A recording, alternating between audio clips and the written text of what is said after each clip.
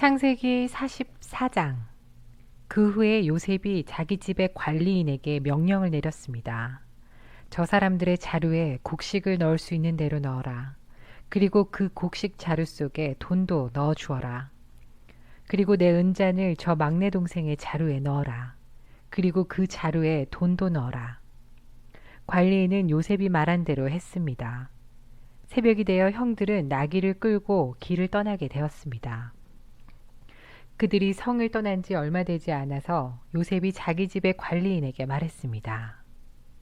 그 사람들을 뒤쫓아라. 그 사람들을 붙잡게 되면 왜 선을 악으로 갚느냐.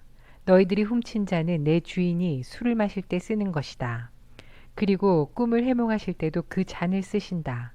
너희는 너무나 몹쓸 짓을 했다. 하고 말하여라.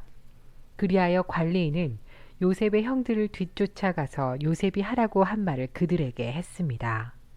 그러나 요셉의 형들이 관리인에게 말했습니다.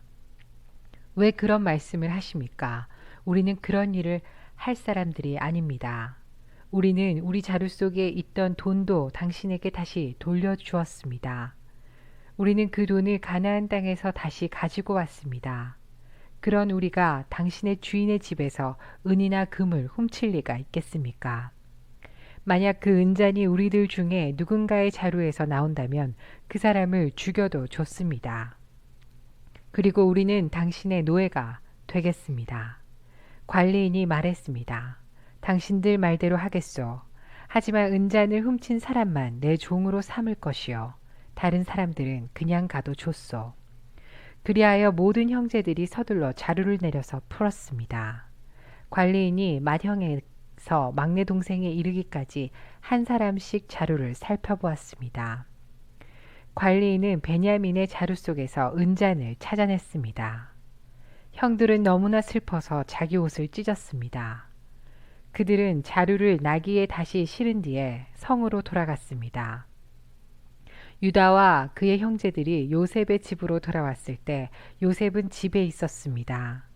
그들은 요셉 앞에서 땅에 엎드려 절했습니다. 요셉이 그들에게 말했습니다.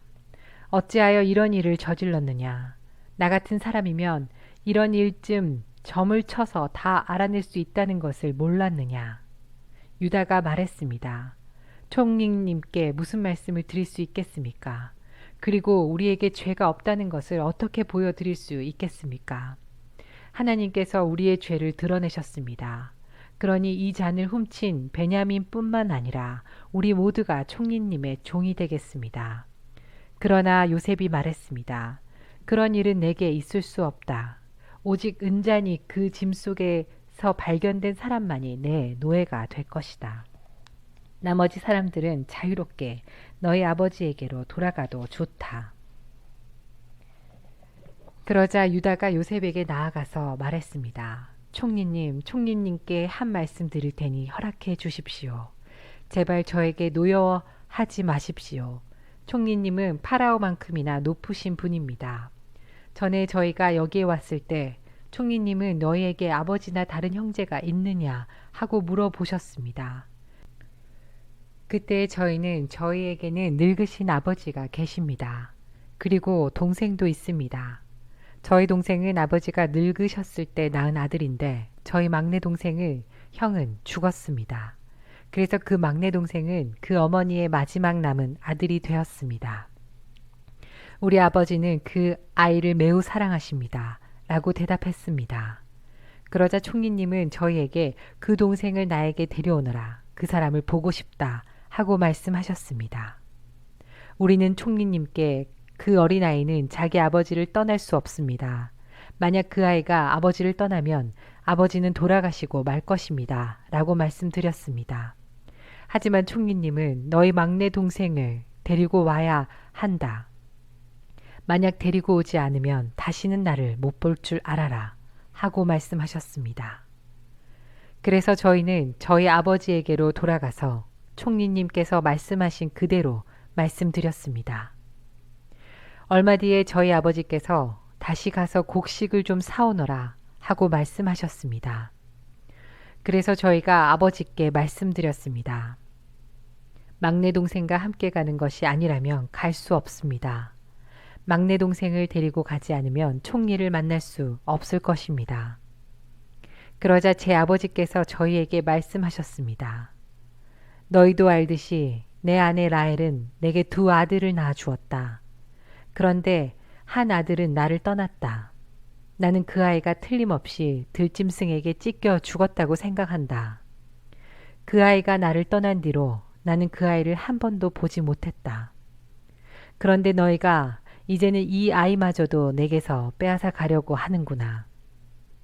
이 아이에게 어떤 좋지 않은 일이 일어날지 모른다.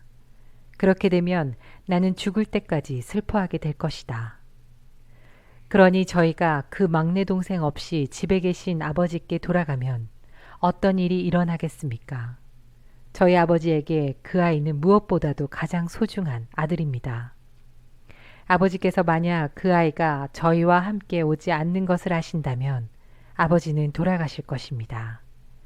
그렇게 되면 저희는 아버지를 돌아가시게 한 죄인이 되고 맙니다.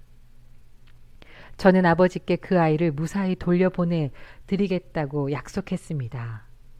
저는 아버지에게 만약 제가 그 아이를 아버지에게 돌려보내지 못하면 두고두고 그 죗값을 받겠습니다. 하고 말했습니다. 그러니 제발 저를 남겨두어 종으로 삼으시고 그 아이는 형들과 함께 집으로 돌아가게 해 주십시오. 그 아이를 데리고 가지 않는 한 저는 아버지께로 돌아갈 수 없습니다. 저는 아버지가 슬퍼하시는 모습을 차마 볼 수 없습니다.